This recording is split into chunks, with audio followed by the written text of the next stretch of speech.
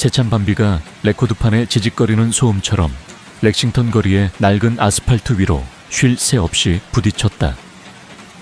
갈라진 보도블록은 이미 번들거리는 물길로 변해 있었고 희미한 가로등 불빛만이 간신히 허름한 건물들의 윤곽을 드러냈다. 밤 11시가 넘은 시간, 작은 식당 낙원은 문을 닫아야 했지만 주인 겸 유일한 종업원인 서윤아는 아직 앞치마를 풀지 못했다. 그녀는 도움이 필요한 사람을, 이미 세상으로부터 충분히 내몰린 사람을 외면하는 그런 종류의 인간이 아니었다. 땀으로 축축해진 밤색 피부의 윤아는 고된 12시간 근무를 마치고 카운터를 정리하고 있었다. 바로 그때 그녀의 시선이 창밖의 작은 형체에 멈췄다. 낡은 휠체어에 몸을 구부린 소년이었다. 검은 머리카락은 이마에 달라붙어 있었고 찢어진 코트는 차가운 밤비로부터 소년을 제대로 보호하지 못하고 있었다. 소년은 낙원 식당 넌사인 바로 아래 해진 담요를 움켜쥔 채 추위에 떨고 있었다. 윤아는 미간을 찌푸리며 행주를 내려놓았다. 끼익 녹슨 식당 문을 밀치고 나가자 차가운 바람이 그녀의 얼굴을 때렸다. 얘야 꼬마야. 그녀는 부드럽게 소년을 부르며 휠체어 옆에 쪼그려 앉았다. 이런 궂은 날씨에 혼자 여기서 뭐 하고 있니? 소년은 처음에는 움찔했지만 이내 고개를 들어 윤아를 바라보았다. 파랗고 커다란 눈에는 불안과 불확실함이 가득 어려 있었다. 아빠, 기다리고 있어요. 빗소리에 묻힐 만큼 작은 목소리였다. 윤아는 소년의 말에 고개를 들어 텅 빈 거리를 둘러보았다. 희미한 전당포에 금 매입 간판 불빛만이 길 건너편에서 깜빡일 뿐 아무도 없었다. 젖은 아스팔트 위로 자동차 타이어가 물을 가르는 소리만이 간간히 들려왔다. 아빠는 어디 계시는데? 걱정이 담긴 그녀의 목소리가 한층 낮아졌다. 소녀는 어깨를 으쓱하며 담요를 더욱 단단히 여몄다. 윤아는 입술을 깨물며 짧은 한숨을 내쉬었다. 이런 밤 오지 않을 누군가를 기다리다 지쳐버린 아이들을 너무나 많이 봐왔다. 글쎄다 하지만 이런 궂은 날씨에 계속 밖에 있을 순 없어. 감기 걸리면 어쩌려고. 윤아는 따뜻하게 미소 지으며 말했다. 나랑 같이 안으로 들어갈래. 여긴 따뜻하고 내가 아주 맛있는 것도 줄 수 있는데. 소녀는 잠시 망설였지만 이내 천천히 고개를 끄덕였다. 윤아는 부드럽게 휠체어 손잡이를 잡고 식당 안으로 밀고 들어갔다. 문이 열리자 따뜻한 공기가 그들을 감쌌고 버터 바른 토스트 냄새와 살짝 탄 듯한 커피 향이 담요처럼 포근하게 느껴졌다. 그녀는 소년을 난방기 옆 테이블로 안내하고 깨끗한 수건을 그의 어깨에 덮어준 뒤 다시 눈높이를 맞추며 쪼그려 앉았다. 내 이름은 윤아야. 다시 한번 환하게 웃으며 그녀가 말했다. 네, 이름은 뭐니? 꼬마 신사. 소녀는 코를 훌쩍이며 담요 끝자락을 만지작거렸다. 단우, 최단우요. 윤아는 만족스럽다는 듯 고개를 끄덕였다. 아주 씩씩한 이름이네. 혹시 배고프니? 소녀는 망설이며 작게 고개를 끄덕였다. 윤아는 더 이상 묻지 않고 곧장 주방으로 향했다. 익숙한 솜씨로 갓 구운 사워도우 빵을 꺼내 자르기 시작했다. 몇 분 후 그녀는 김이 모락모락 나는 접시를 소년 앞에 놓아주었다. 노릇노릇 바삭하게 구워진 황금빛 치즈 토스트와 따끈한 토마토 수프 한 그릇. 그녀가 가장 힘든 날이면 스스로에게 위안을 주던 음식 할머니가 아주 길고 힘든 밤이면 만들어주시던 바로 그 음식이었다. 이건 내가 주는 특별 서비스란다. 그녀는 소년의 무릎에 냅킨을 놓아주며 말했다. 단우의 파란 눈이 커졌다. 그가 처십을 베어 물자 치즈가 길고 끈적하게 늘어났다. 이거 제가 먹어본 것 중에 최고예요. 그의 목소리에는 경이로움에 가까운 감탄이 어려 있었다. 윤아는 소년이 샌드위치를 개걸스럽게 먹는 모습을 보며 작게 웃었다. 맛있는 음식은 모든 걸 더 낫게 만들지. 그녀는 가볍게 말했지만 마음 한구석에는 익숙한 아픔이 느껴졌다. 너무 어리고 작은 아이가 이미 세상의 무게를 짊어지고 있는 것을 볼 때마다 찾아오는 그런 아픔이었다. 그녀가 알지 못하는 사실이 있었다. 길 건너편 그림자 속에 잠긴 번쩍이는 검은색 최고급 세단이 조용히 서 있었다. 선팅된 유리창 너머로 식당에 넌 불빛이 반사되고 있었다. 차 안에는 최건우가 말없이 앉아 있었다. 그의 날카로운 회색 눈은 눈앞에 펼쳐지는 광경에 고정되어 있었다. 46의 최건우는 통제 정확성 그리고 무자비함으로 자신의 제국을 건설한 남자였다. CNU 홀딩스는 대한민국 기술 산업의 심장부였고 감정이 아닌 효율성으로 움직이는 수십억 달러짜리 기계였다. 그리고 그 기계의 CEO인 최건우는 지난 수년간 그 어떤 것도, 그 어떤 사람도, 그 어떤 감정도, 그 어떤 약점도 자신의 일에 방해하지 못하도록 철저히 관리해왔다. 하지만 지금 그는 지켜보고 있었다. 듣고 있었고 생각하고 있었다.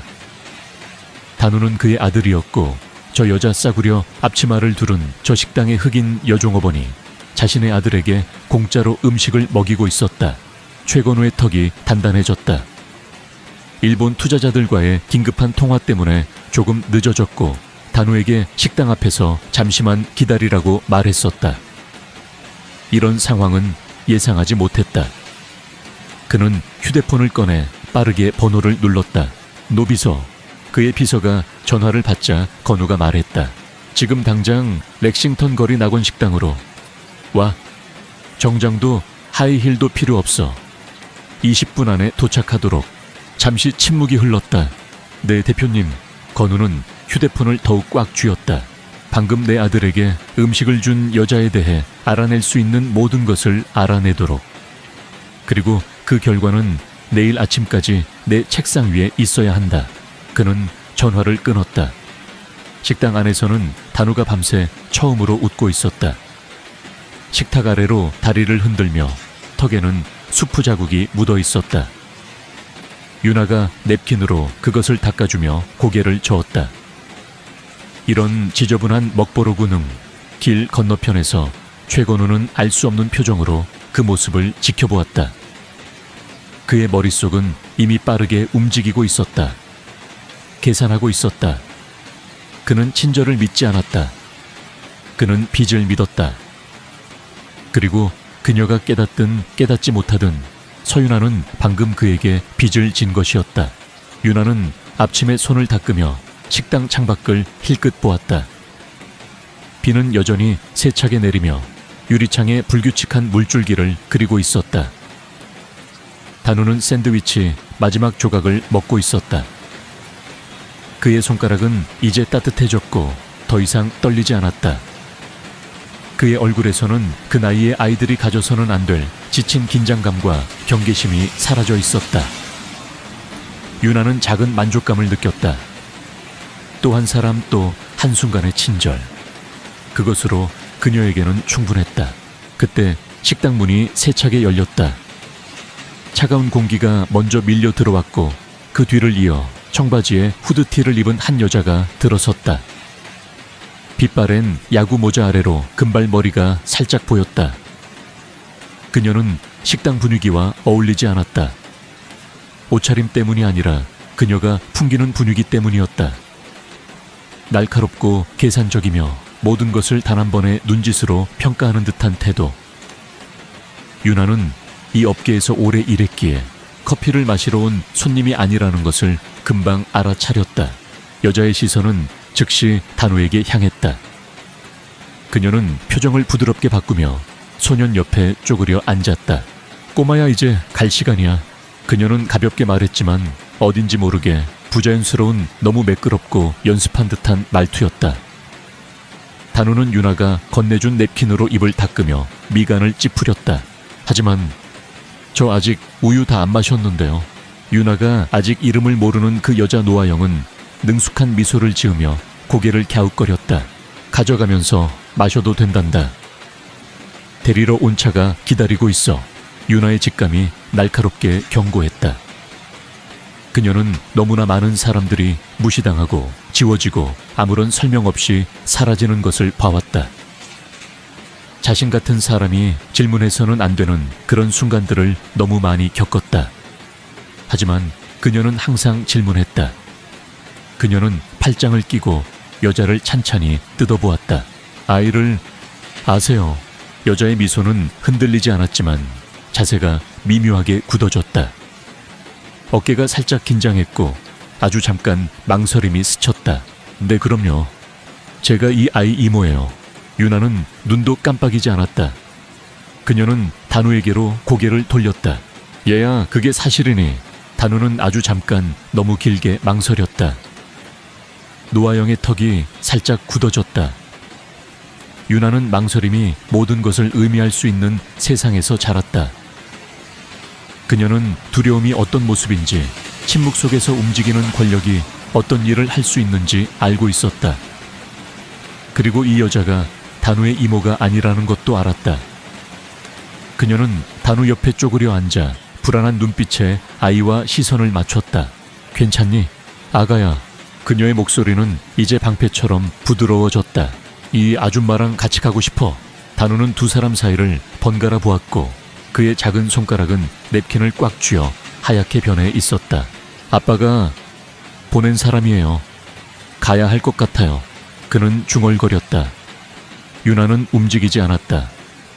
그녀의 직감은 더 밀어붙이라고, 더 요구하라고, 이 아이가 정말 안전한지 확인하라고 소리치고 있었다.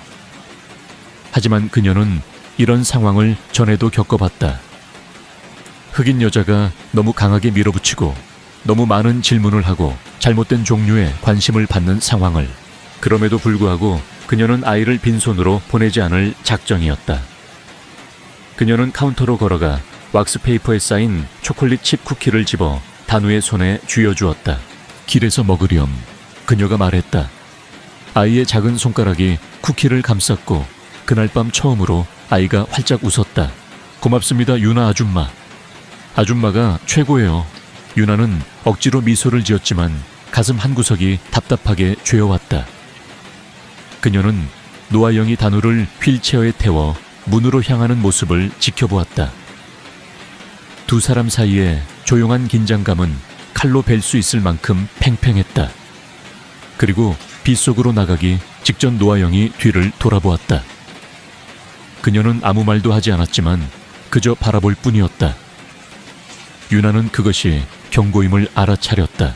길 건너편 노아영이 다가가자 세단의 헤드라이트가 번쩍였다.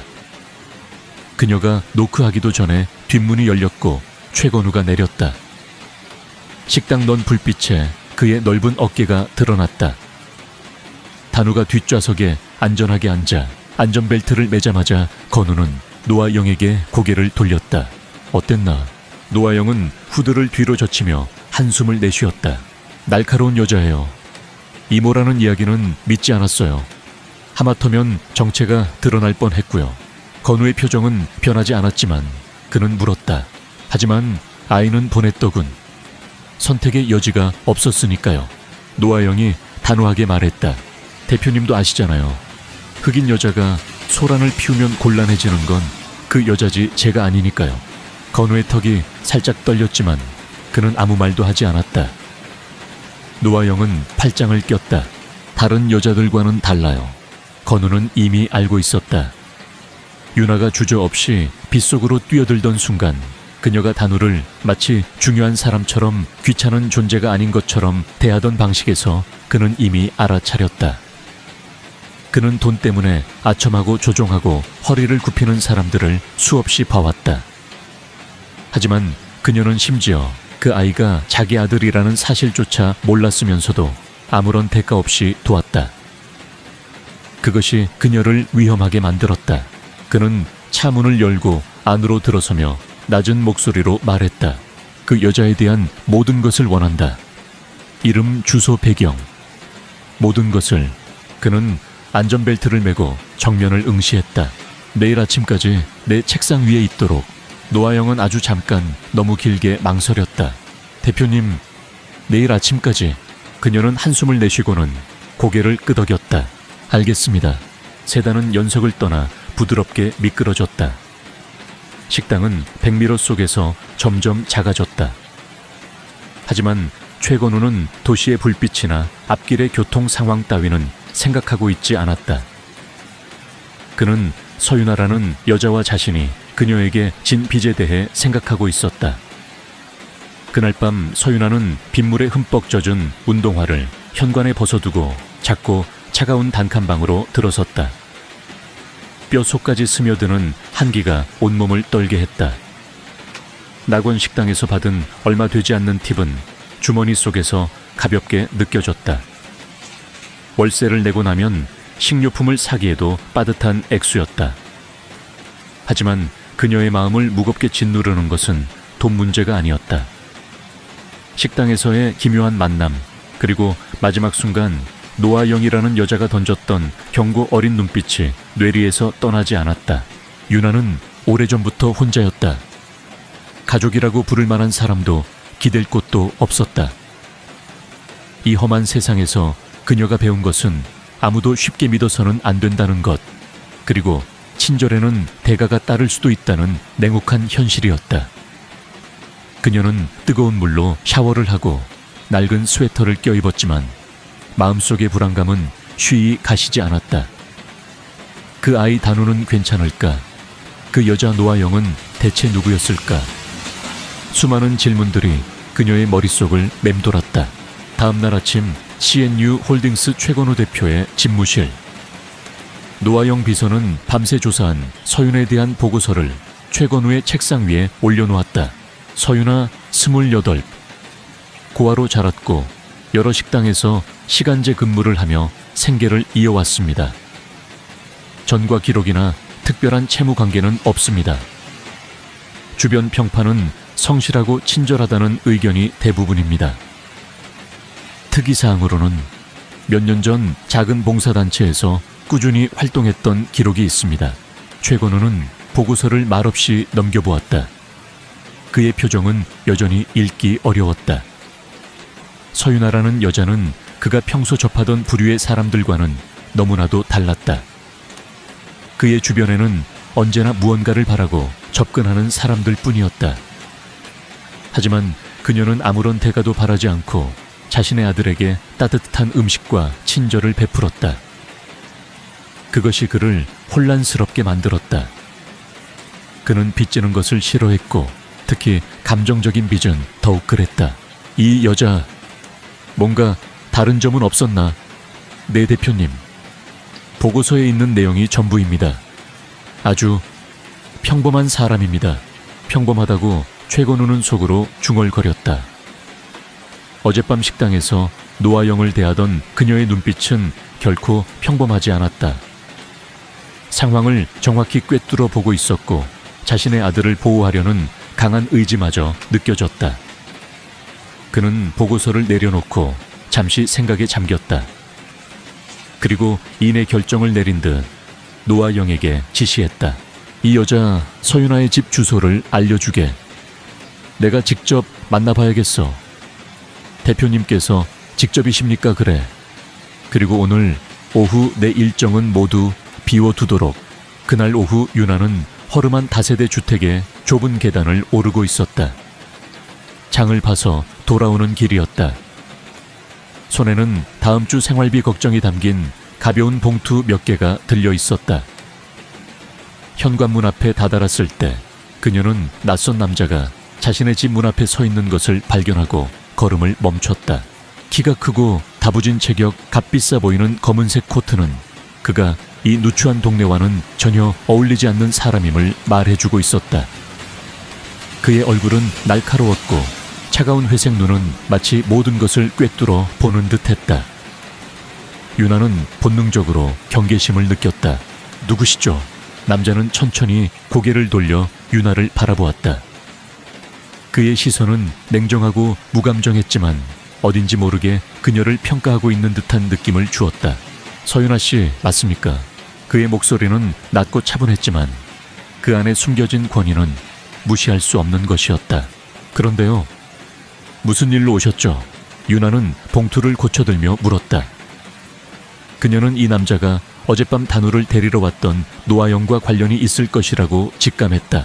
나는 최건우라고 합니다. 그 이름은 윤에게 아무런 의미도 없었다. 어젯밤 당신이 내 아들에게 친절을 베풀었더군요. 그의 말에 윤아의 심장이 쿵 내려앉았다. 역시 그녀는 애써 태연한 표정을 지으며 대답했다. 단우, 그 아이 아버님이셨군요. 아이가 비를 맞고 있기에 잠시 들어오라고 했을 뿐입니다. 별일 아니었어요. 내게는 별일이요. 최건우의 목소리는 단호했다. 그는 코트 안주머니에서 두툼한 봉투 하나를 꺼내 윤에게 내밀었다. 이건 어젯밤 음식값과 당신의 친절에 대한 작은 보답이요. 윤아는 봉투를 물끄러미 바라보았다. 봉투의 두께로 보아 절대 작은 보답이 아님을 알 수 있었다. 그녀의 미간이 살짝 찌푸려졌다. 됐습니다. 저는 대가를 바라고 한 일이 아니에요. 그 돈 받을 수 없습니다. 나는 자선을 믿지 않소. 하지만 빚을 갚는 것은 당연하다고 생각하지. 저는 대표님께 빚진 것이 없습니다. 아이가 안쓰러워서 한 일일 뿐이니까요. 윤아의 목소리 또한 단호했다. 그녀는 가난했지만 자존심까지 팔고 싶지는 않았다. 최건우는 잠시 그녀를 말없이 바라보더니 봉투를 다시 안주머니에 넣었다. 줬소. 그렇다면 다른 제안을 하지. 그는 잠시 말을 끊었다가 예상치 못한 말을 꺼냈다. 내 회사에서 일해주지 않겠소. CNU 홀딩스 말이요. 윤아는 자신의 귀를 의심했다. CNU 홀딩스라면 대한민국 최고의 기술 대기업이 아닌가. 그런 곳에서 식당 종업원인 자신에게 일자리를 제안하다니 무슨 말씀이신지. 농담하시는 겁니까? 나는 농담 같은 건 하지 않소. 당신에게 연봉 1억 각종 복리후생을 포함한 정식 직원 자리를 제안하는 것이요. 연봉 1억. 윤아는 순간 숨이 막히는 듯 했다. 그 돈이면 지금의 비참한 생활에서 벗어나 꿈에 그리던 작은 가게라도 열 수 있을 터였다. 하지만 동시에 강한 의구심이 고개를 들었다. 세상에 공짜는 없었다. 이 남자는 대체 왜 자신에게 이런 파격적인 제안을 하는 것일까? 제가 CNU 홀딩스에서 무슨 일을 할 수 있다는 거죠. 저는 고작 식당 종업원일 뿐인데요. 당신은 사람을 대하는 기술이 뛰어나더군. 어젯밤 내 비서 노아영을 대하는 모습만 봐도 알 수 있었소. 그리고 당신 눈빛에는 무언가 특별한 것이 있어. 나는 그런 사람이 필요하오. 특별한 것이요. 그게 뭔데요? 아직은 나도 잘 모르겠소. 하지만 당신이라면 내 기대를 저버리지 않을 것 같다는 예감이 드는군. 홍보 및 대외 협상 관련 업무를 맡기게 될 거요. 당신의 그 솔직함과 당당함이 그 분야에서는 큰 무기가 될 수 있을 테니. 윤아는 혼란스러웠다. 그의 제안은 분명 거절하기 힘든 유혹이었지만 동시에 알 수 없는 불안감을 안겨주었다. 그녀는 최건우라는 남자를 전혀 알지 못했고 그가 자신에게 무엇을 원하는지도 알 수 없었다. 왜 하필 저죠? 대표님 회사에는 저보다 훨씬 유능하고 똑똑한 사람들이 많을 텐데요. 그들은 너무 계산적이야. 그리고 때로는 너무 쉽게 부러지기도 하지. 나는 당신처럼 잃을 것이 없는 사람이 얼마나 강인하게 싸울 수 있는지 알고 있어. 그의 마지막 말은 윤아의 가슴 깊은 곳을 건드렸다. 잃을 것이 없는 사람. 그건 바로 자신을 두고 하는 말이었다. 하지만 그렇기에 그녀는 더욱 신중해야 했다. 생각할 시간을 좀 주시겠어요. 윤아는 어렵게 입을 열었다. 최건우는 잠시 그녀를 바라보더니 고개를 끄덕였다. 좋소. 하지만 너무 오래 걸리지는 않길 바라오. 그는 명함 한 장을 꺼내 윤에게 건네고는 말없이 돌아섰다. 윤아는 그의 뒷모습이 사라질 때까지 한참이나 그 자리에 서 있었다. 손에는 그의 명함이 들려 있었다. CNU 홀딩스 대표 최건우. 그 이름이 이상하게도 무겁게 느껴졌다. 그날 밤 윤아는 밤새도록 고민했다. 최건우의 제안은 분명 함정일 수도 있었다. 하지만 동시에 이것은 그녀의 인생을 바꿀 수 있는 유일한 기회일지도 몰랐다. 가난과 절망 속에서 허덕이는 대신 자신의 능력을 시험하고 새로운 삶을 개척할 수 있는 기회. 다음 날 아침 유나는 떨리는 손으로 최건우의 명함에 적힌 번호로 전화를 걸었다. 서윤아입니다. 대표님의 제안 받아들이겠습니다. 수화기 너머에서 짧은 침묵이 흘렀다. 그리고 이내 최건우의 낮고 차분한 목소리가 들려왔다. 현명한 선택이요. 내일 아침 9시까지 본사 로비로 오도록 하지. 전화를 끊은 유나는 창밖을 바라보았다. 여전히 비는 내리고 있었지만 어쩐지 어제와는 다른 느낌이었다. 그녀의 마음속에는 두려움과 함께 작은 설렘이 피어오르고 있었다. 예기치 않은 제안. 그것은 그녀의 인생에 폭풍을 몰고 올 수도 혹은 새로운 무지개를 펼쳐 보일 수도 있을 터였다. 하지만 그녀는 더 이상 도망치지 않기로 결심했다. 어떤 운명이 기다리고 있든 당당히 맞서 싸워볼 작정이었다. 그녀의 눈빛이 단단하게 빛나고 있었다. 다음 날 아침 서윤아는 떨리는 마음을 애써 감추며 CNU 홀딩스 본사 건물 앞에 섰다. 유리와 강철로 이루어진 거대한 마철루는 하늘을 찌를 듯 솟아 있었고 그 위용만으로도 그녀를 압도했다. 어젯밤 최건우 대표의 제안을 수락하긴 했지만 과연 자신이 이곳에서 무엇을 할 수 있을지, 이 거대한 세계에 발을 들여놓는 것이 옳은 선택이었는지 그녀의 마음은 여전히 갈피를 잡지 못하고 있었다. 낡았지만 깨끗하게 세탁한 정장 차림의 유나는 조심스럽게 회전문을 통과했다. 눈부시게 빛나는 대리석 바닥 세련된 인테리어, 그리고 바쁘게 오가는 수많은 사람들. 모든 것이 그녀가 평생 살아왔던 세계와는 너무나도 달랐다. 사람들은 최신 유행의 값비싼 옷을 입고 있었고 그들의 얼굴에는 자신감과 엘리트 의식이 넘쳐 흘렀다. 그들 사이에서 유나는 마치 다른 행성에서 온 이방인처럼 느껴졌다. 로비 안내 데스크에서 방문 목적을 밝히자 잠시 후 노아영 비서가 그녀를 마중 나왔다. 어젯밤 후드티 차림과는 달리 오늘은 완벽한 오피스룩에 흐트러짐 없는 모습이었다. 그녀는 유나를 위아래로 훑어보며 사무적인 미소를 지었다. 서윤아 씨 기다리고 있었습니다. 대표님께서 집무실에서 기다리고 계십니다. 이쪽으로 오시죠. 노아영의 목소리는 여전히 차가웠지만 어딘지 모르게 유나를 관찰하고 평가하는 듯한 날카로움이 느껴졌다. 유나는 묵묵히 그녀의 뒤를 따랐다. 엘리베이터를 타고 최고층으로 올라가는 동안 그녀는 유리창 너머로 펼쳐지는 서울의 정형을 바라보았다. 수많은 빌딩들이 발 아래 개미처럼 작게 보였다. 이곳은 정말 다른 세계였다. 최건우 대표의 집무실은 그야말로 거대하고 웅장했다. 방 전체가 통유리로 되어 있어 서울 시내가 한눈에 내려다 보였고 최고급 가구들과 예술작품들은 마치 박물관을 연상케 했다. 최건우는 거대한 원목 책상에 앉아 서류를 검토하고 있었다. 유나가 들어서는 것을 알면서도 그는 한동안 고개조차 들지 않았다. 대표님, 서윤아 씨 도착했습니다. 노아영이 보고하자 그제야 최건우는 천천히 고개를 들었다. 그의 회색 눈은 여전히 냉정하고 무감정했다. 그는 손짓으로 윤에게 맞은편 의자를 가리켰다. 앉도록 하지. 유나가 자리에 앉자 그는 잠시 아무 말 없이 그녀를 응시했다. 마치 그녀의 속마음까지 꿰뚫어 보려는 듯한 날카로운 시선이었다.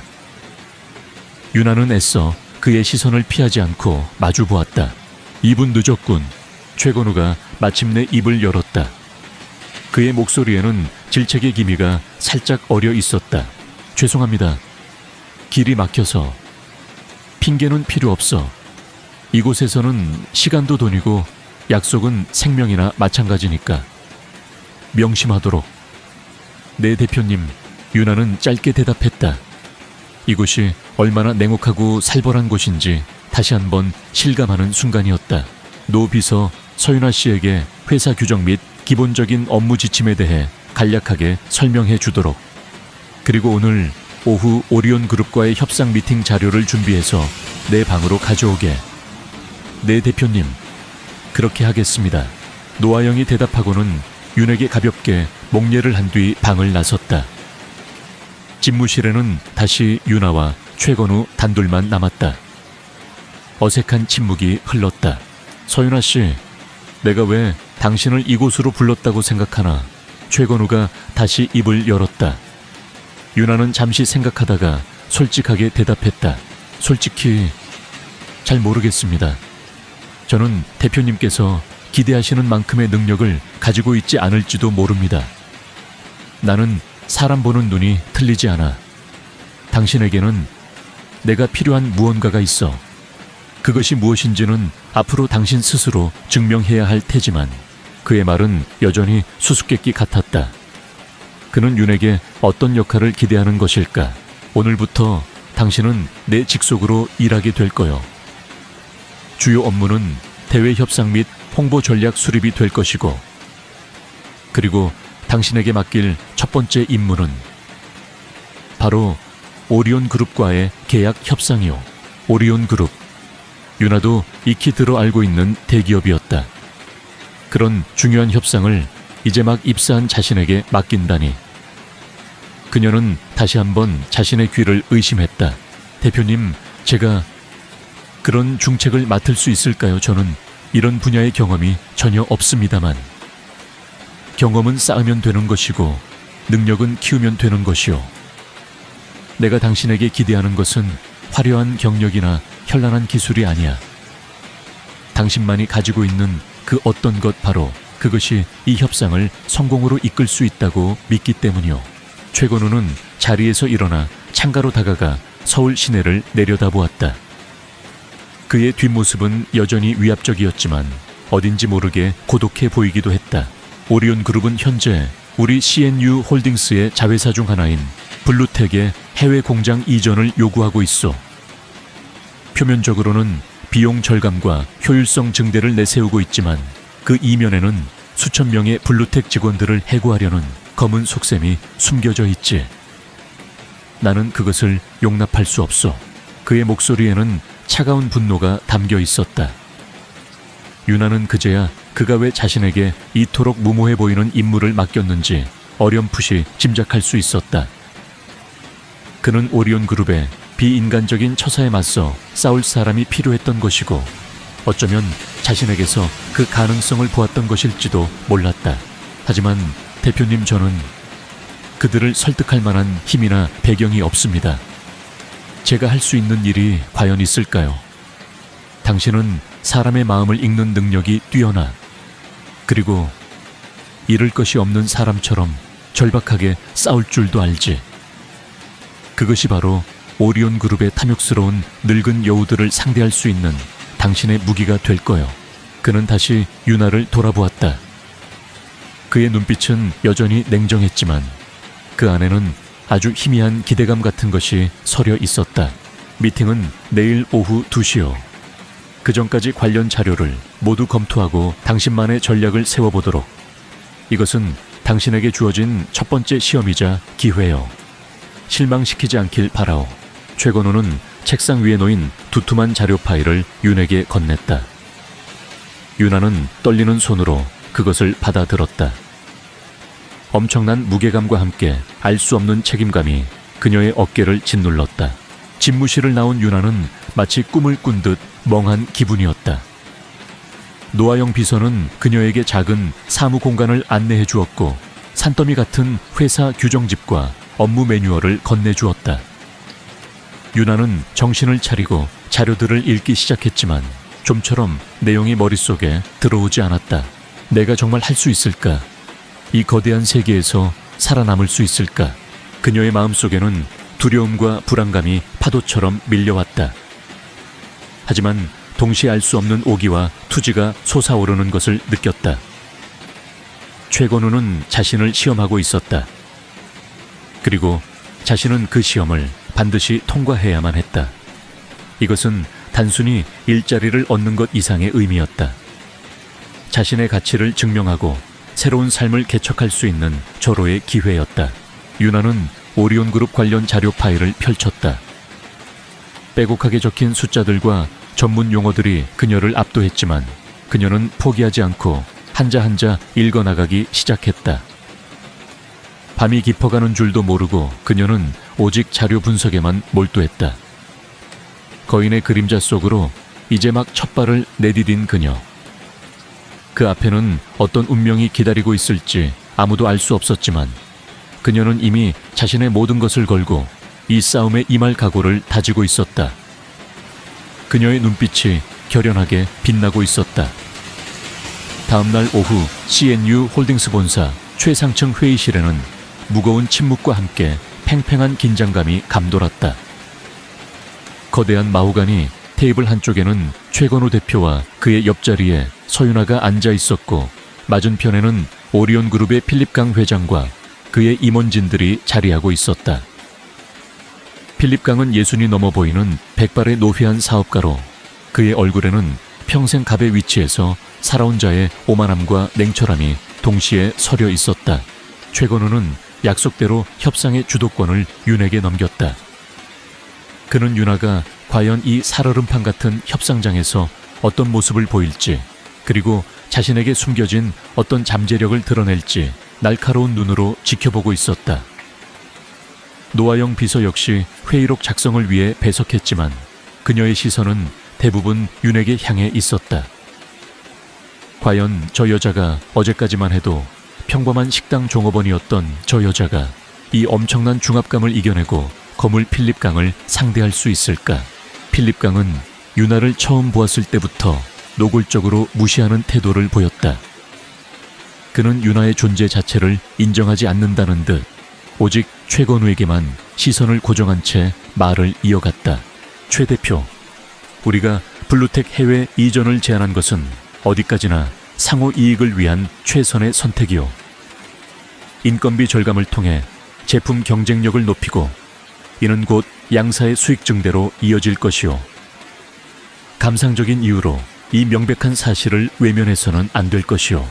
그의 목소리는 단호했고 그 어떤 반론도 용납하지 않겠다는 듯한 고압적인 태도가 묻어났다. 최건우가 막 입을 열려는 순간 윤아가 조용히 그러나 단호한 목소리로 그를 제지했다. 필립강 회장님 말씀 중에 죄송합니다만 몇 가지 질문을 드려도 되겠습니까? 모든 시선이 윤에게 쏠렸다. 필립강은 미간을 살짝 찌푸리며 못마땅한 표정을 지었지만 일단은 고개를 끄덕였다. 저는 서윤아라고 합니다. 이번 블루텍 관련 협상을 담당하게 되었습니다. 윤아는 침착하게 자신을 소개했다. 그녀의 목소리에는 떨림이 없었고 눈빛은 당당했다.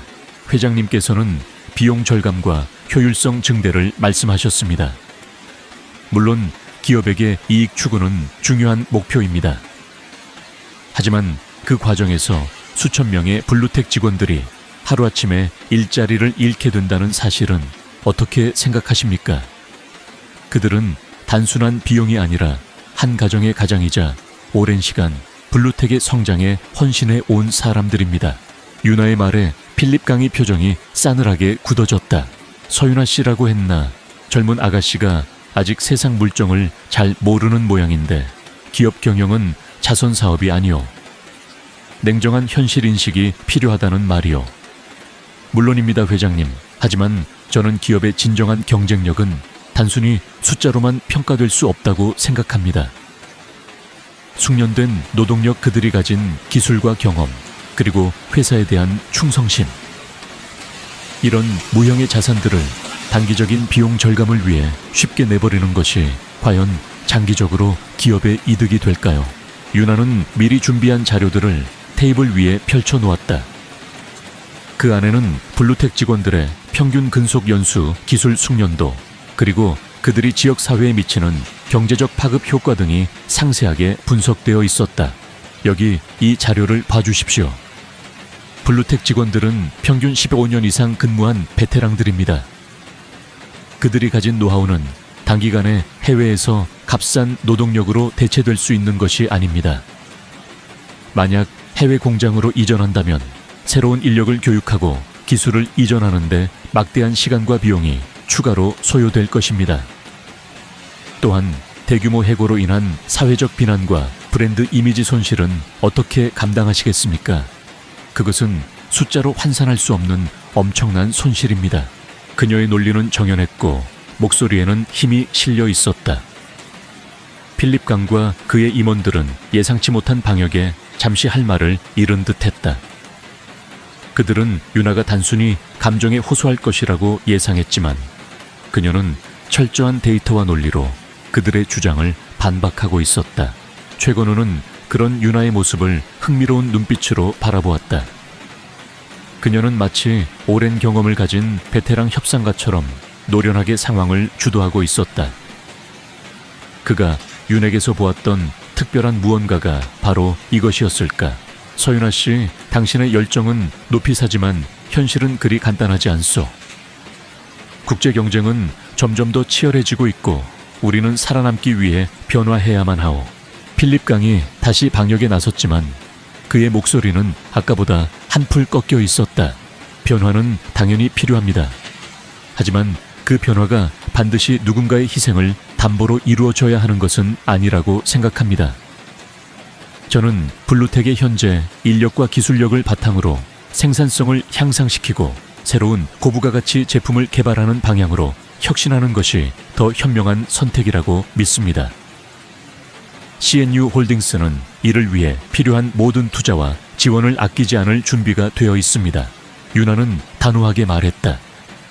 그녀의 눈빛은 필립 강의 눈을 똑바로 응시하고 있었다. 그 안에는 조금의 흔들림도 없었다.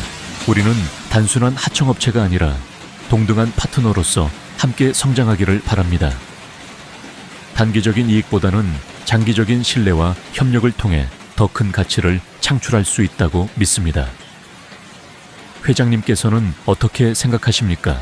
회의실에는 다시 침묵이 흘렀다. 필립 강은 팔짱을 낀 채 유나를 뚫어지게 바라보았다.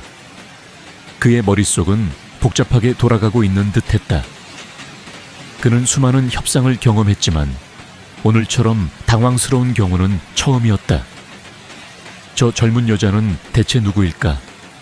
어디서 저런 담대함과 통찰력이 나오는 것일까?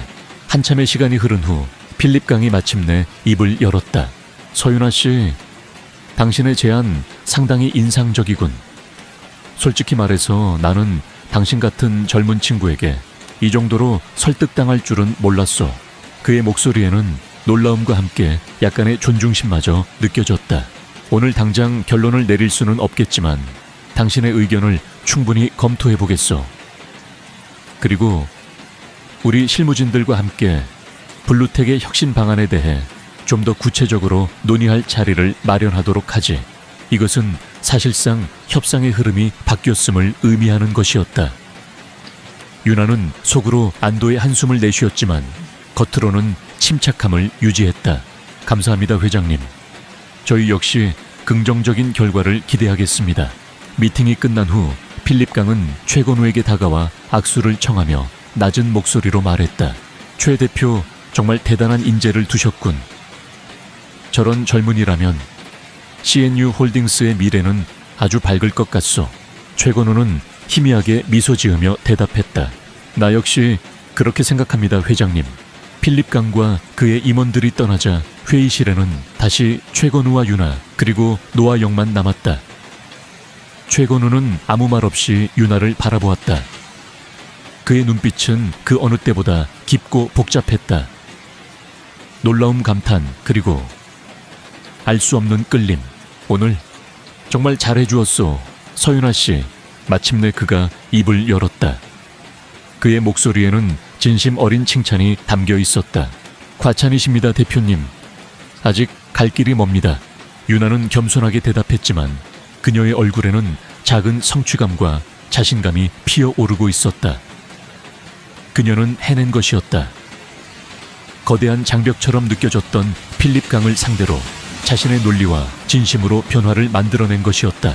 노아영 역시 유나를 바라보는 눈빛이 달라져 있었다.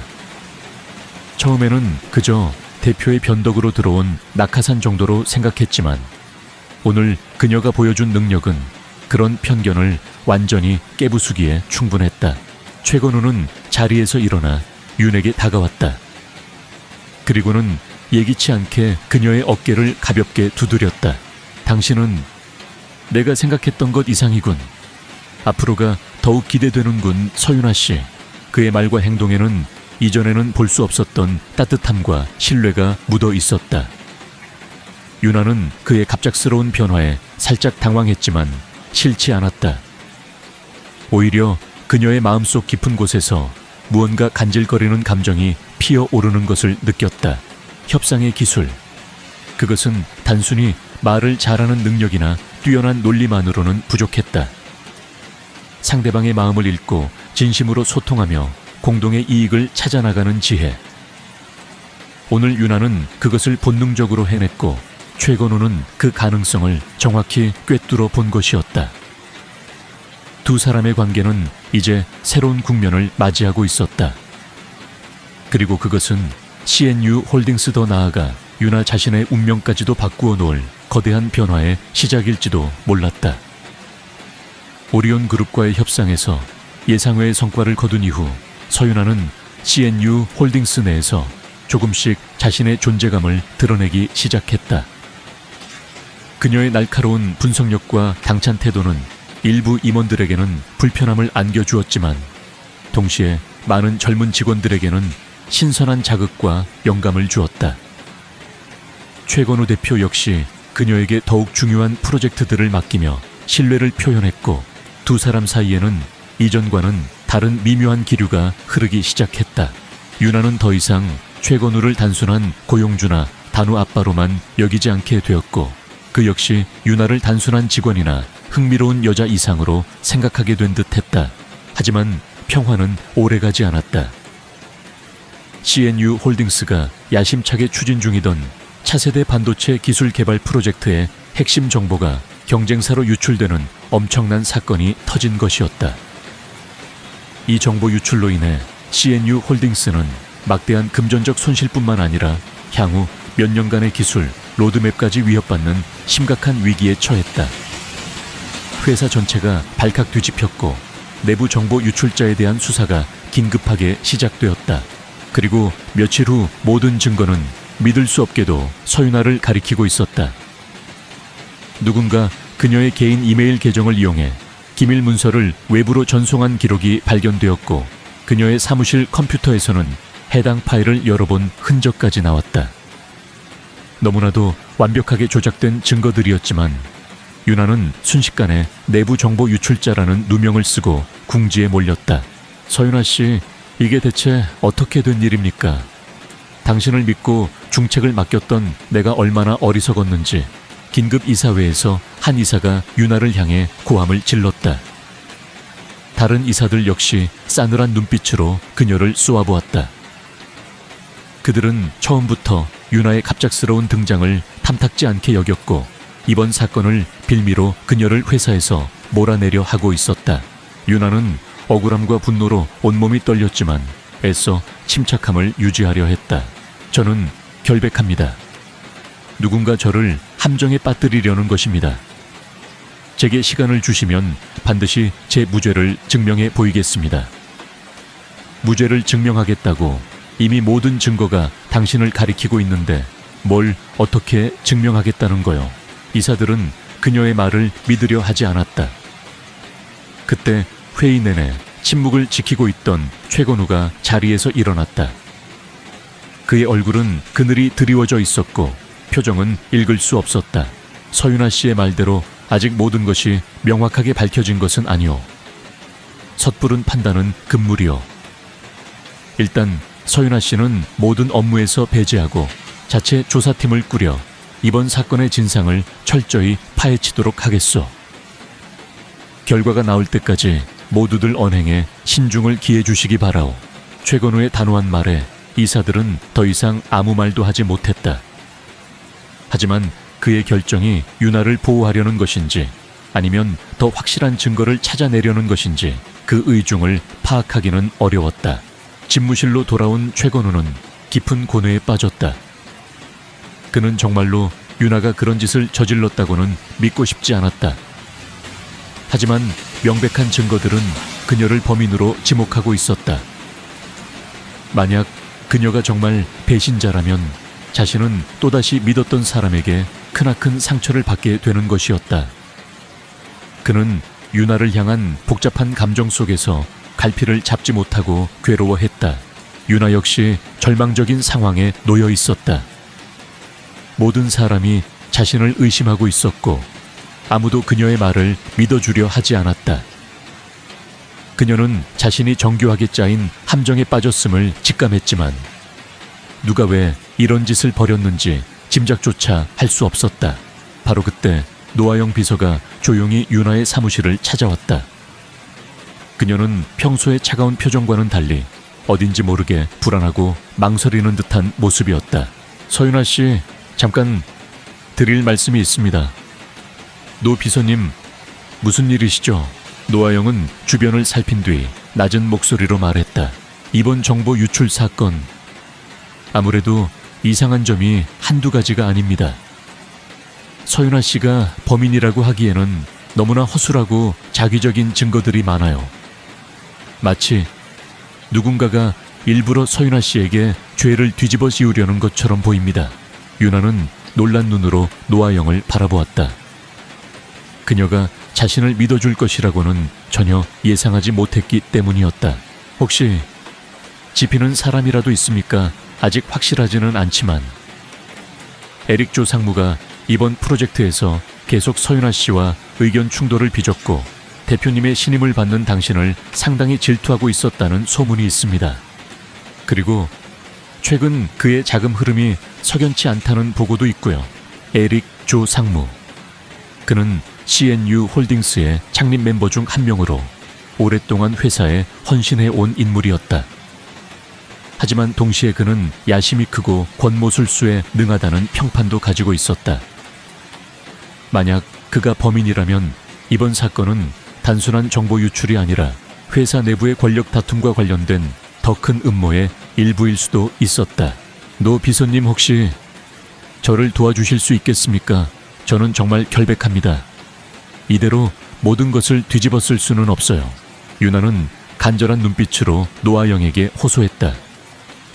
노아영은 잠시 망설였지만 이내 굳은 표정으로 고개를 끄덕였다. 제가 도울 수 있는 일이 있다면 최선을 다해보겠습니다. 하지만 대표님께는 아직 비밀로 해주십시오. 괜한 오해를 사고 싶지 않습니다. 노아영의 예상치 못한 도움은 윤에게 큰 힘이 되었다. 그녀는 혼자가 아니었다. 아직 자신을 믿어주는 사람이 있다는 사실만으로도 다시 일어설 용기를 얻을 수 있었다. 그날부터 유나와 노아영은 비밀리에 이번 정보 유출 사건의 진범을 찾기 위한 조사를 시작했다. 노아영은 자신의 정보망을 총동원하여 에릭 조 상무의 주변을 파헤쳤고, 유나는 과거 식당에서 일하며 터득했던 사람들의 심리를 읽는 능력과 뛰어난 분석력으로 사건의 조각들을 맞춰 나갔다. 조사가 진행될수록 에릭 조 상무가 범인이라는 심증은 더욱 굳어져 갔다. 그는 경쟁사로부터 거액의 자금을 받고 CNU 홀딩스의 핵심 기술을 넘기려 했으며 그 과정에서 서윤에게 모든 죄를 뒤집어 씌우려 했던 것이었다. 그는 유나가 외부에서 갑자기 들어온 굴러온 돌이었기에 희생양으로 삼기에 가장 적합하다고 판단했던 것이다. 한편 최건우는 여전히 괴로운 시간을 보내고 있었다. 그는 유나를 믿고 싶었지만 이 사회의 압박과 명백해 보이는 증거들 앞에서 쉽사리 결정을 내리지 못하고 있었다. 그는 매일 밤 유나의 사무실 불이 꺼질 때까지 그녀를 지켜보았고, 그녀의 지친 얼굴과 힘겨워하는 모습에 가슴 아파했다. 그는 자신도 모르게 유나를 깊이 염려하고 있었던 것이다. 그러던 어느 날 밤 최건우는 유나의 사무실에서 들려오는 작은 소리에 이끌려 문을 열었다. 그곳에는 유나가 책상에 엎드려 잠들어 있었고, 그녀의 주변에는 수많은 자료들과 분석 결과들이 흩어져 있었다. 그녀는 밤새도록 자신의 결백을 증명하기 위해 혼자 싸우고 있었던 것이다. 최건우는 조용히 그녀에게 다가가 자신의 코트를 벗어 덮어주었다. 그리고 잠든 그녀의 얼굴을 물끄러미 바라보았다. 그 순간 그의 마음속에서 모든 의심과 혼란이 사라지고 오직 한 가지 감정만이 선명하게 떠올랐다. 그것은 바로 유나를 향한 깊은 신뢰와 연민 그리고 사랑이었다. 그는 더 이상 그녀를 의심할 수 없었다. 그녀는 결코 배신자가 아니었다. 다음 날 아침 최건우는 이사회를 다시 소집했다. 그리고 그 자리에서 그는 유나의 무죄를 주장하며 자신이 직접 이번 사건의 진범을 밝혀내겠다고 선언했다. 그의 갑작스러운 태도 변화에 이사들은 당황했지만 그의 단호한 의지를 꺾을 수는 없었다. 드리워진 음모는 이제 걷히기 시작했다. 유나와 최건우 그리고 노아영, 세 사람은 힘을 합쳐 거대한 음모의 실체를 향해 한 걸음씩 다가가고 있었다. 그리고 그 끝에는 아무도 예상하지 못한 충격적인 진실이 기다리고 있을지도 몰랐다. 최건우 대표의 공개적인 지지 선언은 서윤에게 천군만마와 같았다. 그녀는 더 이상 혼자가 아니었다. 자신을 믿어주는 사람들과 함께라면 그 어떤 거대한 음모라도 파헤치고 진실을 밝혀낼 수 있으리라는 확신이 들었다. 유나와 최건우 그리고 노아영 비서는 본격적으로 에릭조 상무의 비리를 파헤치기 위한 비밀 수사팀처럼 움직이기 시작했다. 최건우는 자신의 권한을 총동원하여 회사 내부의 모든 자료에 대한 접근 권한을 유나와 노아영에게 부여했다. 노아영은 뛰어난 정보 수집 능력과 회사 내부 사정에 대한 해박한 지식을 바탕으로 에릭조의 지난 몇 년간의 모든 업무 기록과 자금 흐름, 그리고 통신 기록까지 샅샅이 분석했다. 유나는 특유의 날카로운 직감과 사람의 심리를 꿰뚫어 보는 통찰력으로 그 방대한 자료들 속에서 의미 있는 단서들을 찾아내고 사건의 전체적인 그림을 재구성해 나갔다. 조사가 진행될수록 에릭조의 검은 속셈은 명확하게 드러났다. 그는 오랜 시간 동안 회사의 핵심 기술과 경영 정보를 경쟁사에 몰래 빼돌려왔으며 그 대가로 거액의 뒷돈을 챙겨왔다. 최근에는 차세대 반도체 기술을 통째로 넘기는 조건으로 천문학적인 액수의 돈을 약속받았고 그 과정에서 기술 유출의 모든 책임을 서윤에게 뒤집어 씌우려 했던 것이었다. 그는 유나가 외부에서 갑자기 나타난 이방인이었기에, 그리고 최건우 대표의 총애를 받는다는 소문 때문에 다른 임원들의 질투를 받고 있었기에 희생양으로 삼기에 완벽하다고 판단했던 것이다. 하지만 그들의 방역은 순탄치만은 않았다. 에릭조 역시 만만치 않은 상대였다. 그는 자신의 범죄 사실을 은폐하기 위해 증거를 인멸하고 자신에게 불리한 증언을 할 가능성이 있는 내부자들을 협박하거나 회유했다. 심지어는 유나와 최건우의 뒤를 몰래 캐며 그들의 약점을 찾아내려 하기도 했다. 대표님, 에릭조가 우리 움직임을 눈치챈 것 같습니다. 핵심 증거가 될 만한 자료들이 갑자기 사라지거나 암호화되어 접근할 수 없게 되었습니다. 노아영이 초조한 목소리로 보고했다. 최건우의 표정이 굳어졌다. 역시 교활한 늙은 여우로군. 하지만 이 정도로 포기할 우리가 아니지. 유나 씨, 혹시 다른 방법이 없을까요? 최건우는 윤에게 시선을 돌렸다. 그녀는 잠시 생각에 잠기더니 이내 결연한 표정으로 입을 열었다. 방법이 없는 것은 아닙니다. 에릭조는 분명 자신의 범죄를 입증할 결정적인 증거를 어딘가에 숨겨두었을 겁니다. 그리고 그 장소는 그가 가장 안전하다고 믿는 곳, 혹은 그의 탐욕을 상징하는 곳일 가능성이 큽니다. 유나는 에릭조의 성격과 행동 패턴을 분석하여 그가 비밀 장부나 계약서 같은 중요 문서를 보관할 만한 장소를 몇 군데 추려냈다. 그리고 그중 가장 유력한 곳은 바로 에릭조가 개인적으로 운영하는 위장회사 페이퍼 컴퍼니의 사무실이었다. 그날 밤 유나와 최건우 그리고 노아영은 에릭조의 페이퍼 컴퍼니 사무실에 잠입했다. 다행히 사무실은 비어 있었고 그들은 어둠 속에서 조심스럽게 증거를 찾기 시작했다. 유나는 마치 숙련된 탐정처럼 사무실 구석구석을 살폈고 마침내 에릭조의 개인 금고를 발견했다. 여기에요. 분명 이 안에 모든 것이 있을 거예요. 하지만 금고는 복잡한 암호로 잠겨 있었다. 그때 최건우가 앞으로 나섰다. 내가 한번 해보겠소. 그는 잠시 금고를 살펴보더니 익숙한 손놀림으로 다이얼을 돌리기 시작했다. 그의 표정은 그 어느 때보다 진지했다. 얼마 후 철컥하는 소리와 함께 금고문이 열렸다. 유나와 노아영은 놀란 눈으로 그를 바라보았다. 대표님, 어떻게 과거에 이런 종류의 일에 약간의 경험이 있었소? 최건우는 멋쩍은 듯 웃으며 말했다. 금고 안에는 예상대로 에릭조의 모든 범죄를 입증하는 비밀 장부와 계약서, 그리고 경쟁사로부터 받은 검은 돈의 일부까지 고스란히 들어있었다. 결정적인 증거를 확보한 다음 날 CNU 홀딩스에서는 긴급 이사회가 다시 소집되었다. 에릭조는 여전히 자신의 결백을 주장하며 뻔뻔한 태도로 일관했지만 유나와 최건우가 차례대로 증거들을 제시하자 그의 얼굴은 점차 사색이 되어갔다. 에릭조 상무, 이제 더 이상 변명은 통하지 않을 겁니다. 당신의 모든 죄는 명백하게 드러났습니다. 당신은 회사와 동료들을 배신했고 자신의 이익을 위해 서윤아 씨에게 누명을 씌우려 했습니다. 당신 같은 사람은 더 이상 CNU 홀딩스에 남아있을 자격이 없습니다. 최건우가 단호한 목소리로 선언했다. 에릭조는 모든 것을 체념한 듯 고개를 숙였다. 그의 몰락은 한순간이었다. 다른 이사들 역시 충격과 경악을 금치 못하며 서윤에게 진심으로 사과의 뜻을 전했다. 사건이 마무리된 후 유나는 대표 집무실에서 최건우와 마주 앉았다. 창밖으로는 따스한 햇살이 쏟아지고 있었다.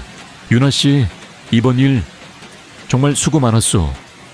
당신 덕분에 회사가 큰 위기를 넘길 수 있었소. 아닙니다, 대표님. 대표님과 노 비서님의 도움이 없었다면 불가능했을 겁니다. 그리고 저를 믿어주셔서 정말 감사합니다. 유나는 진심으로 고마움을 표했다. 그녀의 마음속에는 억울함을 풀었다는 후련함과 함께 자신을 믿고 지지해준 사람들에 대한 깊은 감사가 자리 잡고 있었다. 믿음이라. 어쩌면 나는 처음부터 당신을 믿고 있었는지도 모르겠소. 당신의 그 강인한 눈빛과 진실된 마음을 말이지. 최건우는 부드러운 미소로 유나를 바라보았다. 그의 눈빛에는 더 이상 의심이나 혼란은 없었다. 오직 유나를 향한 깊은 신뢰와 따뜻한 애정만이 가득했다. 이제 모든 것이 제자리를 찾았으니 당신도 마음 편히 회사 일에 집중할 수 있을 거요. CNU 홀딩스에는 당신 같은 인재가 꼭 필요하니까. 네, 대표님. 저도 최선을 다해 회사 발전에 기여하겠습니다. 유나는 환하게 웃었다. 그녀는 이제 더 이상 외부에서 굴러온 돌이 아니었다. 자신의 능력과 진심을 통해 당당히 CNU 홀딩스의 일원으로 인정받은 것이었다. 그리고 그녀의 곁에는 언제나 그녀를 믿고 지지해주는 든든한 동반자 최건우가 함께였다. 진실을 향한 길고 험난했던 방역은 마침내 성공으로 끝이 났다. 하지만 이것은 끝이 아니라 새로운 시작이었다. 서윤아와 최건우 두 사람의 마음속에는 이미 서로를 향한 깊은 감정이 싹트고 있었고 그 감정은 앞으로 그들의 인생을 더욱 풍요롭고 아름답게 만들어갈 터였다. 거대한 음모의 그림자는 거쳤고 이제 그들 앞에는 오직 밝은 미래만이 펼쳐져 있을 뿐이었다. 에릭조의 검은 음모가 밝혀지고 서윤아가 자신의 결백을 완벽하게 증명한 후 CNU 홀딩스에는 새로운 바람이 불기 시작했다.